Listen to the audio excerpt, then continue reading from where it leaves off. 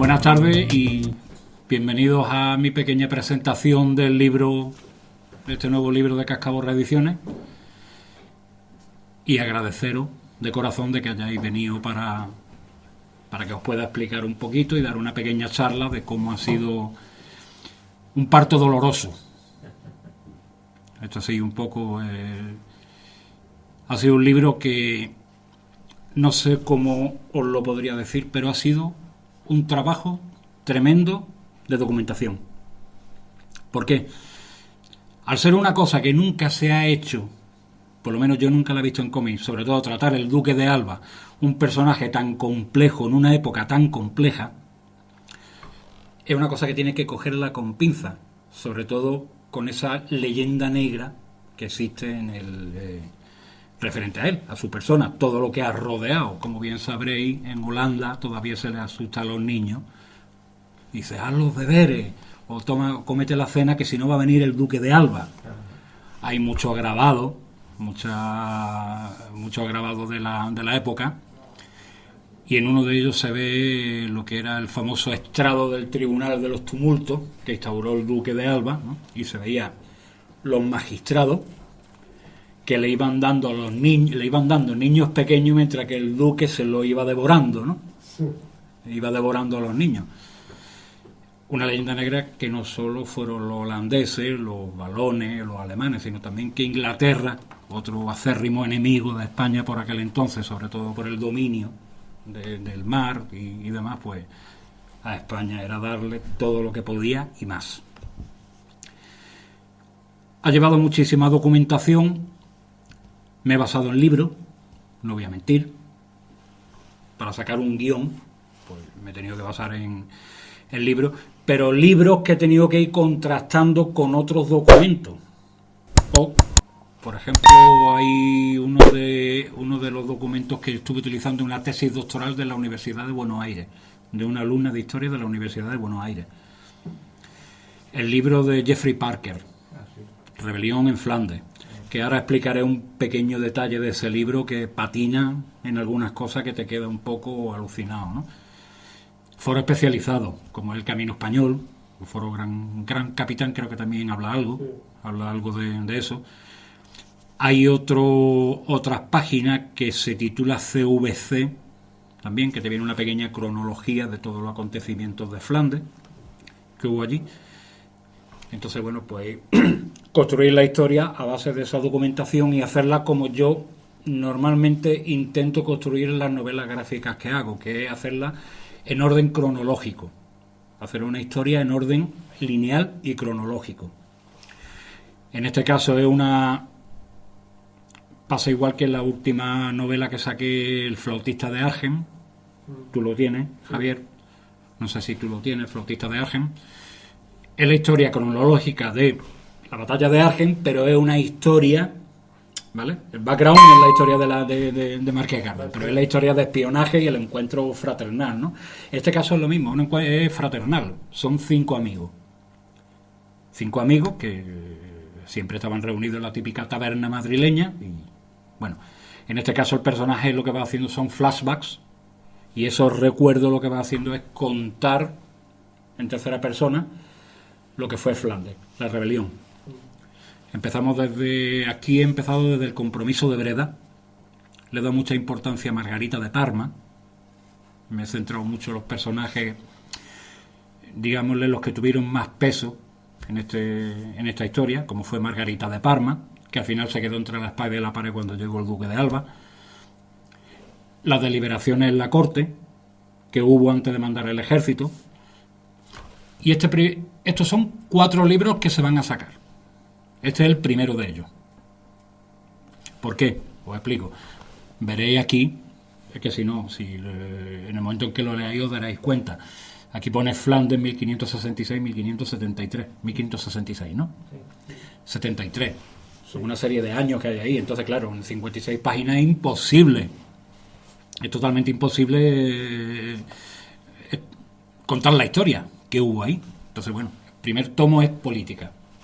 Todas las deliberaciones, toda la intriga, toda la diplomacia que hubo en aquel momento, todos los personajes que interactuaron ahí, el famoso asalto con armas que fue Brederode, que entró cuando estaba Margarita de Parma con los nobles holandeses. Y he tratado de hacerlo todo muy milimétrico. Habrá fallos, porque nadie es perfecto ni haciendo guiones ni haciendo dibujos, y en este caso yo hago el guión y hago el dibujo. Habrá pequeños fallos, los más puntillosos dirán algo. Hasta ahora, historiadores muy, muy, muy puntillosos le han dado el visto bueno. No me lo han protestado mucho. Todavía no tocaremos madera, ¿no? Por ahora va bastante bien.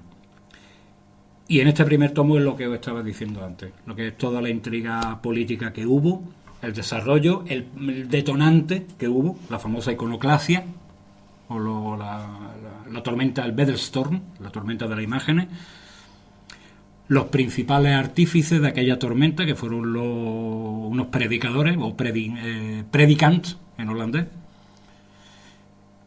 y todo ese conglomerado de personajes que habían satélite alrededor de la nobleza holandesa, ¿no? Y aquí también veréis un poco cómo se debatían tanto en un bando como en otro, cómo se debatían personalmente. La novela es neutral. Yo he tratado de ser neutral. La historia es como es. La historia no la puedes cambiar. Es cierto que puede haber una leyenda negra. Una cosa es que la exageren. El duque de Alba no fue un santo en Holanda, pero tampoco fue un demonio. Guillermo de Orange, que fue uno de los principales instigadores de la rebelión, en Holanda y en Bélgica es un personaje que de HP no lo bajan. O sea que también tiene su leyenda negra allí, Guillermo de Orange. Brederode es el cobarde más grande que hubo para los holandeses. Entonces lo trato todo, digámosle, viéndolo desde ambos puntos de vista. Entonces ya el lector que quiera analizarlo más tranquilamente o quiera ver ya el que saque sus propias conclusiones, quiénes fueron los más malos, quiénes fueron los más buenos. El caso es que aquello fue un desastre. Que ya sabéis que empezó la guerra de los 80 años.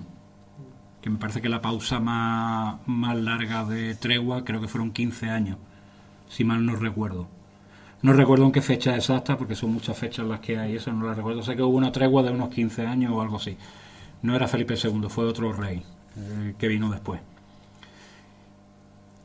Y empezó una batalla, que eso ya saldrá en el segundo tomo. Ya os dejo con las ganas ya del segundo, que fue la batalla de Dalen, que duró media hora. La batalla duró media hora, pero dio comienzo a la guerra de los 80 años, ¿vale? Y precisamente no eran holandeses los que combatieron.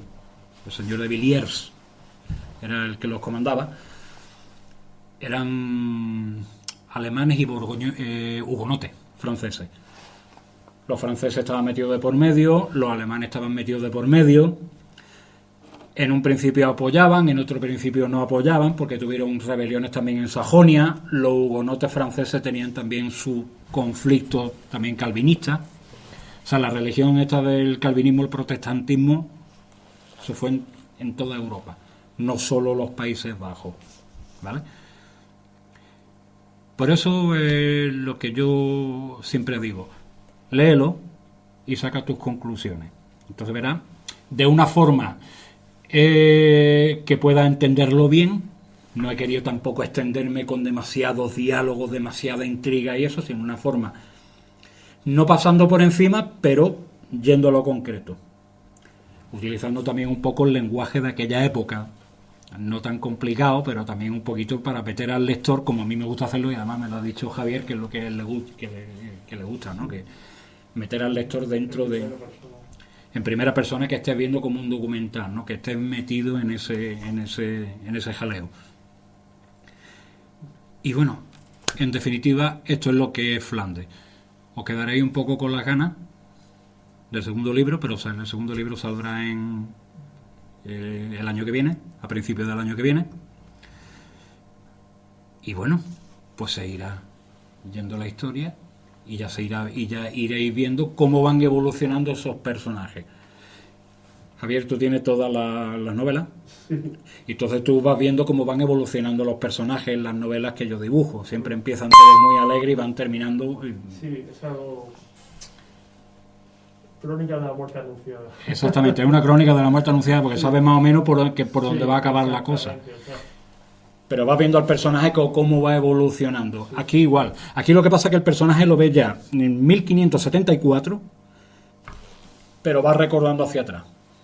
Y va recordando cómo fue aquella época que ellos le tocaron vivir allí, cómo esos camaradas tuvieron esa camaradería que tuvieron allí en Flandes. Y ya no puedo decir más nada. Porque entonces ya hago spoiler, ¿no?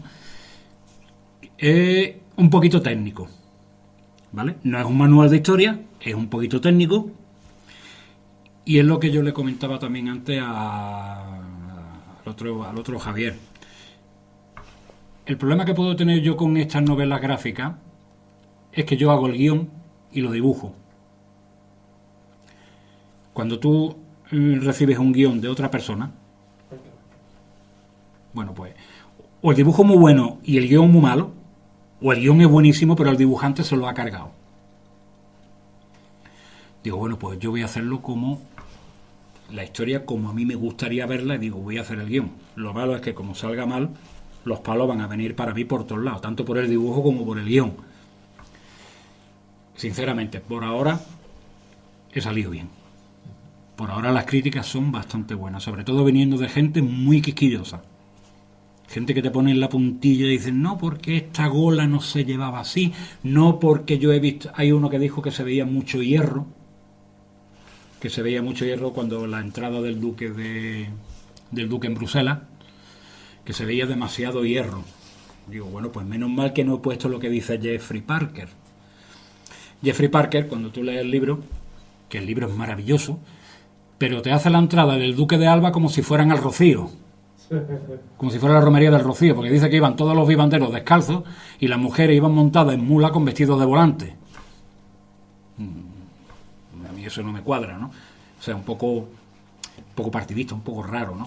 Yo no me veo al duque de Alba entrando en cabeza con una columna de 5 o de 4 en fondo con los vivanderos al lado. Vivandero es otra cosa que por eso me he traído esta ilustración. Cuando pasan ellos, que hago referencia al Camino Español, ¿vale? El primero que se hizo, veréis algunos detalles del Camino Español también, de lo que pasó, que aunque fuera junio, bueno, pues tuvieron sus pequeños problemas al cruzar los Alpes, ¿vale? Y cuando llegaron, bueno, pues cuando se establece ya el campamento ya fuera del monte de la Lombardía, fuera de los Alpes, se establece el campamento de vivanderos, la ciudad errante, ¿vale? Veréis aquí un póker, veréis algunas viñetas como lo demás. Y esto es una ilustración que hice para Despertaferros, donde podéis ver cómo era el campamento de vivanderos. La calle principal creo que eran 75 varas. La vara era 1 metro... ¿Cuánto puede ser? ¿1,15 metros? 90, sí, depende. Después de la castellana, la aragonesa, cambiaban unos centímetros. Cambiaba unos centímetros, pero una media de 1,15 metros más o menos, algo así. Creo que eran 75 varas, claro. Aquí tuve que comprimirlo un poco para sacar detalles, ¿vale? Lo que es la calle. Entonces, bueno, pues le hizo mucha gente mucha gracia que pusiera aquí la porra, que era como bien sabéis vosotros, lo sabéis mucho mejor que yo, lo del tema del tambor mayor que clavaba la porra y a partir de las 75 varas pues hacían las calles, ¿no? Entonces aquí estuve explicando las tiendas de los sargentos, las tiendas de la tropa, los mochileros, de donde viene la palabra mochilero, el caganet, sí. O sea, de ahí dicen que viene ahí la etimología de tanto de aquí, de vete a la porra, viene de aquí, de que ponían en camisola al reo o al penado y tenía que estar la gente le daba estaban a merced de la gente, ¿no? La chanza que le daban a los niños tirándoles fruta o algo porque estaban arrestados, ¿no? La porra. Y luego lo de vete a, con perdón, vete a la mierda, también viene de ahí. Dicen algunos en etimología que viene de ahí porque era donde ponían, digámosle, el excusado fuera del campamento y al lado de lo que era el ganado. Y bueno, pues ya explico un poquito, también en el cómic lo veréis, explico un poco lo de la mancebía o que había por aquel entonces, ¿vale? Estaba prohibida, pero se hacía.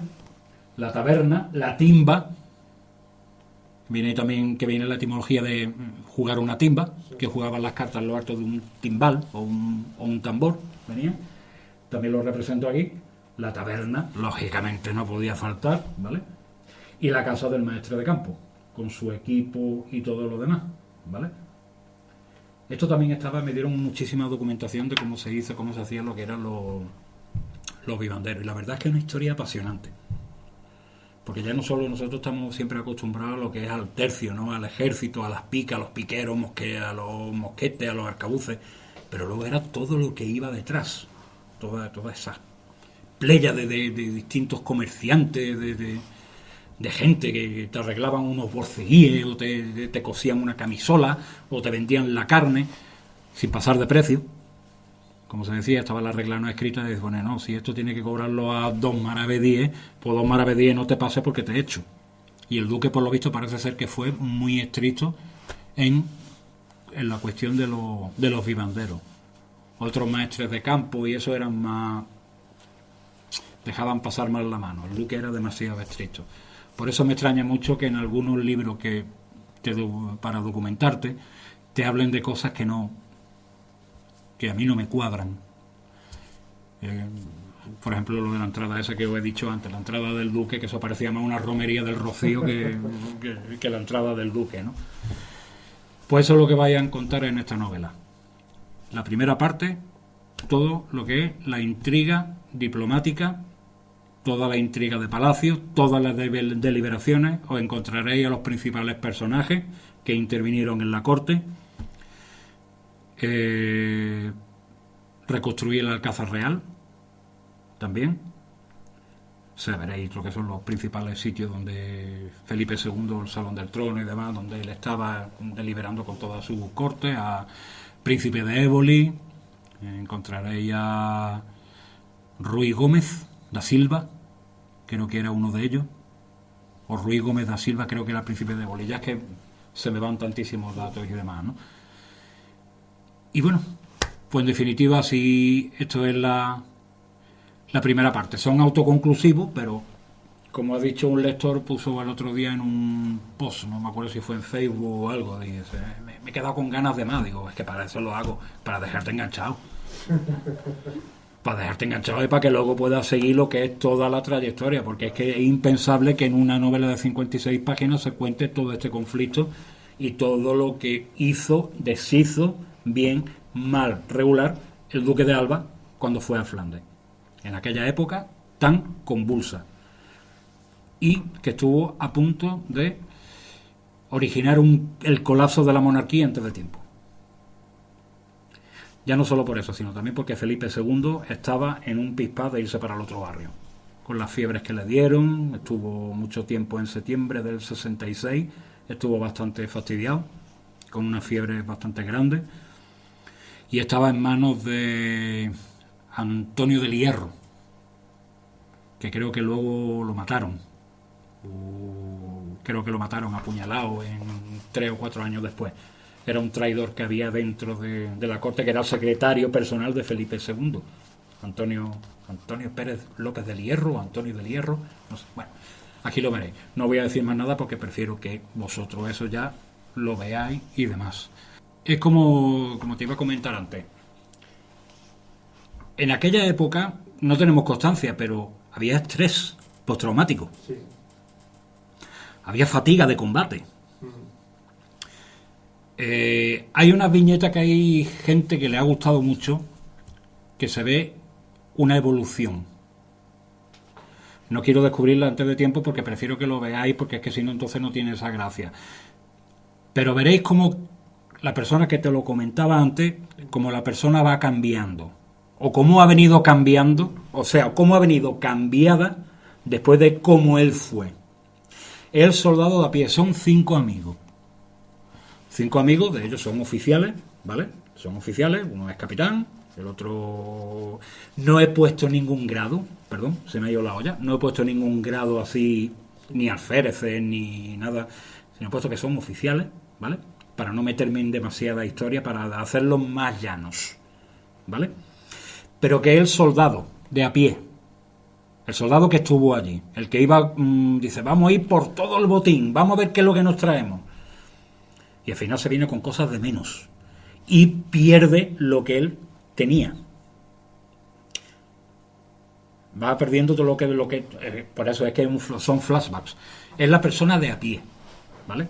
Es una persona normal, son 5 soldados normales que son muy amigos, pero van a Flandes y bueno, pues digámosle que lo es contar la historia desde el punto de vista tanto desde el soldado que lo va recordando, cómo fue su aventura allí, como también los personajes que hay allí se debaten como seres humanos. Porque el Duque de Alba también era humano. Entonces el Duque de Alba, bueno, es vox populi porque lo veréis en los libros, porque lo sabéis. El Duque de Alba, cuando ejecutaron a Egmont, él lloró. Él lloró.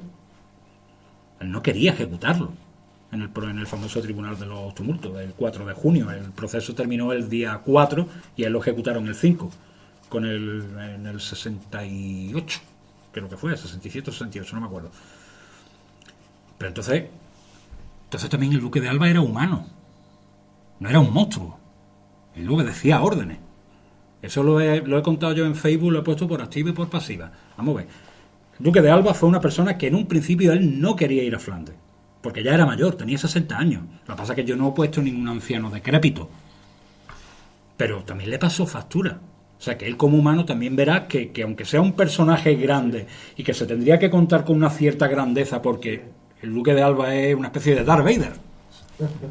Es un villano como Darth Vader. O lo quieren, o lo aman mucho, o lo odias, ¿vale? Pero está ahí.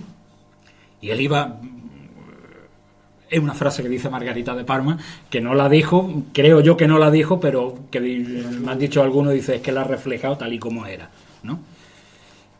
Y Margarita de Parma igual lo verás como una persona que ella, siendo una mujer de la época, yo no he visto una mujer, con perdón, con tantos pantalones y cojones. Y cómo era, lo pragmática que era y cómo supo remontar la rebelión y cómo se la estropeó. Porque eso es que se la estropeó el Duque de Alba cuando llegó allí. Justamente el día en que partió desde Cartagena hacia Flandes, el Duque de Alba, vino un mensajero portugués, no me acuerdo el nombre, trayendo una carta de Margarita de Parma a la corte diciendo que no hacía falta que mandara al Duque de Alba, porque ya ella había pacificado Holanda. Y es verdad, la había pacificado. Lo que pasa que... Y ya el Duque dijo, no, a mí me han mandado para allá y yo voy para allá. Entonces veréis también la evolución del Duque. Y veréis la evolución de algunos maestres de campo, ¿vale? De cómo van según la historia que hay, la documentación que hay de esos maestres de campo que actuaron allí. No sé si más o menos, creo que me he extendido a lo mejor un poco la contestación, pero he intentado detallártela lo máximo posible para que veas que sí, que no se está contando con una grandeza ni con que porque seamos españoles tenemos que disculparnos, no. La historia es como es. Lo que es mentira y lo que es verdad. No lo podemos tergiversar, ni cambiar, ni pintar de rosa, ni pintarlo de negro. Y como persona, yo cuando hago un personaje de una novela o algo, siempre trato de que sean humanos. Y que vea, eso lo hizo Tolkien con el Hobbit. Cómo la persona más humilde y más normal del mundo puede cambiar el destino de algo, o cómo va evolucionando esa persona. En esto es igual, tanto en Flandes como otras novelas y demás. Sí, para romperlo un poco, ¿cómo diría yo? A ver cómo se lo puedo explicar. Conforme va viendo la documentación y conforme vas viendo lo que se decía del Duque, o lo que hay escrito sobre el Duque, o las ilustraciones que hay sobre el Duque, más o menos puedes sacar una especie de patrón psicológico, como hacen los forenses cuando ven a un asesino. Dice, bueno, pues este es el patrón que tiene, patrón de comportamiento tal. Entonces, no sé, eso fue una noche, me acuerdo que me pilló mi mujer mirando a la pared, como los tontos, diciendo, ¿qué hace? Digo, estoy intentando ver Duque de Alba en la pared, intentar proyectarlo de alguna forma. Los dibujantes que somos algunas veces somos tontos y nos ponemos a elucubrar, a ver eso. Entonces, claro, yo me tengo que poner como un robot, ¿no? Y me tengo que quedar quieto y empezar a pensar, digo, ¿cómo sería el duque? ¿Qué pensaría? Entonces, con el carácter que yo he supuesto que podría tener el duque de Alba, digo, a ver por dónde le saco lo malo y lo bueno. A ver por dónde se lo saco. Entonces hice un patrón de una persona de 60 años, una persona con mucho genio, con una aurea un poco altanería, porque era normal, era un duque, era una persona, era un grande de España, era muy poderoso, era un héroe. Era un héroe, ganó muchas batallas, era un estratega militar de narices. Y le cayó un marrón muy grande, porque claro, tuvo que acaparar todo el poder. Entonces claro, al acaparar tantísimo poder judicial, legislativo y ejecutivo, allí en Flandes, eso tuvo que ser una carga muy pesada para un militar. Llevar un país que por donde pasara estaban rompiendo iglesias o estaban matando clérigos, o los soldados estaban matando calvinistas. O sea, era un conflicto bastante grande. Entonces yo me supuse que esa persona como humano pues tenía que tener ese pequeño problema de decir, bueno, a ver qué balance hago. Entonces, como Eisenhower con el día D, una persona muy sencilla, él era muy sencillo, era muy afable, pero tenía problemas gigantescos que resolver, y había militares británicos que con problemas mezquinos y estúpidos los sacaban de quicio. Y sin embargo, pues supo llevar el día de adelante. Pues el duque de Alba exactamente lo mismo. Pero él tenía, claro, al llevar tantísimo poder y un país, una provincia española con una rebelión tan grande y un odio tan grande, tenía que tener mano dura. Margarita de Parma tuvo más mano izquierda. Era más diplomática. Era una mujer, para mí fue una mujer excepcional en la historia. Yo creo que merece un puesto más grande en la historia. Algunas veces he pensado incluso hasta más que el duque de Alba. Pienso que fue una mujer maravillosa en su tiempo. De cómo ella pudo, también con mano de hierro, ¿eh? Ojo, que Margarita no se andaba con chiquita. Margarita tenía sus tropas valonas, que eran protestantes, y sin embargo a ella la seguían. Y Margarita decía, a Utrecht, allá iban a pegar palos. A Den Bosch, que era Bolduque, a Bolduque, a pegar palos. Y ellos iban a pegar palos, a los suyos propios, pero iban a pegar palos. Duque de Alba tuvo un peso demasiado grande, pero era humano también, y tenía sus sentimientos. Entonces sí, al principio de la pregunta que usted me ha formulado respecto a lo del carácter del duque, tener que lidiar con esa leyenda negra, ese aura de negrura, como si fuera el mismísimo Satanás que estaba sobre la tierra, ha sido difícil, pero tenía que sacarlo por algún lado. La leyenda negra hay que quitarla. No pintarla de rosa, porque no puede ser. La historia es como es. Evidente, la historia es como es evidente, pero era una persona. Pero hay que ser más justo. Hay que ser más justo, exactamente. Entonces, por eso un poco no es un manual de historia el libro, no es un manual de historia, pero veréis un poco esas mareas de diplomacia, esas mareas de intriga que había por aquella época, cómo se sorteaba y cómo el duque y los otros personajes que intervinieron, o Felipe II, pues le pusieron no punto y final, le pusieron punto, bueno, le pusieron la pica en Flandes, desde luego, porque claro, un conflicto muy grande. En España también somos un poquito leyenda negrenista. No sé, es una palabra que acabo de inventarme, ¿eh? Bonito palabra. También somos un poquito de leyenda negra. Es que tampoco muchas veces aquí en España pasa lo mismo. No miramos la historia que tenemos. Parece ser que por dejadez, por los políticos de turno, ya sean de un signo, de otro. Sí.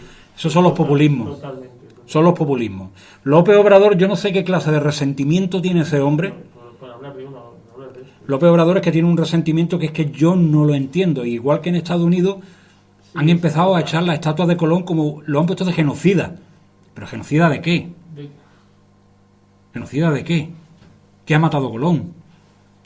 Colón, bueno, descubrió América. Bueno, seamos un poquito más técnicos. América es que estaba en medio cuando él iba buscando la ruta hacia eso y se encontraron un trozo de tierra y dice, ¿esto qué es? ¿América? Bueno, pues venga, pues América. Vale. ¿Que se hicieron cosas malas en América? Sí, Claro, como todas las colonias. Como todas las colonias. Pues tuvimos un Lope de Aguirre. Sí. Lope de Aguirre, eso fue una bestia. Ninguno de los fueron allá por Heráclides. Eso es absurdo. Luego tuvimos los pizarros y los pizarristas y almagristas, que eso de la famosa matanza de Cuzco, que eso fue una masacre, la matanza de Cuzco. Lo de Tenochtitlán fue una matanza, pero es que parece que es que se la buscaron.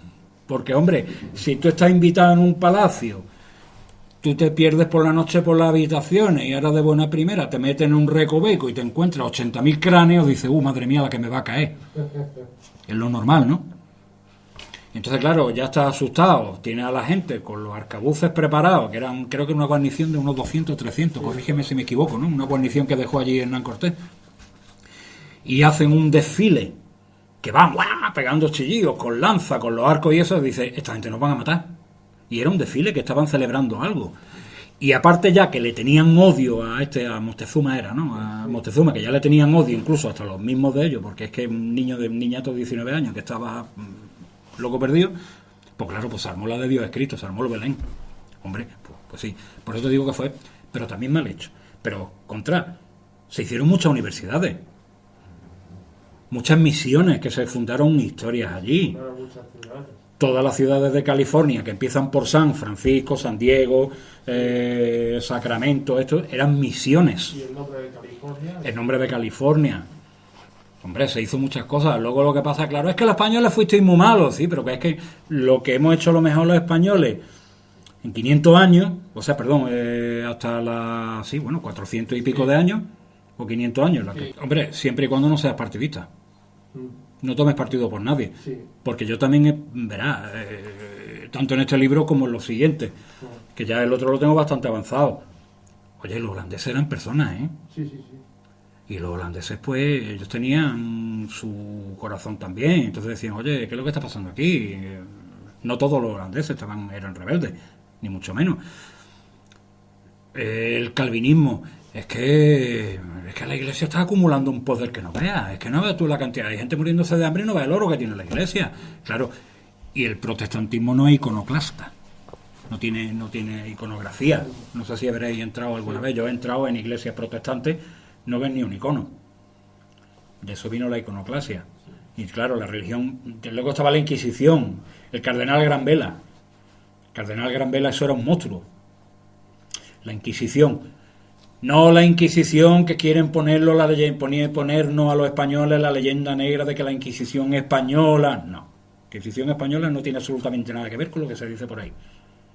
Para nada. La Inquisición era la alemana, la francesa y la inglesa. No la española. La española tuvo 700 muertos, 4.000 muertos en 700 años. Y me parece que en solo 2 años en Alemania creo que fueron 40.000 personas. Inquisición.